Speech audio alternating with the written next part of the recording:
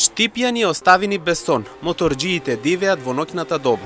И покрај големиот апел од полициските служби, продолжува проблемот со бучавата и несоодветното однесување од страна на истите. Се вози несовесно, дури и моторите ги греваат на едно тркало, велат граѓаните на Штип.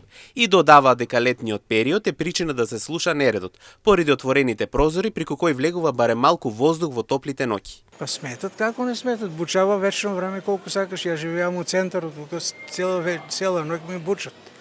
Слушаме си. Отворени џамови, отворено тижешко. Па сметат како не. Посебно таму кај нас на Ванчо Прекја, качуваат се тоа само на едно тркало возат. Значи дигнат го напред и... Па навече прават галама. Не само навече и дење. Некош, Бога ми, може да се каже дека сметно.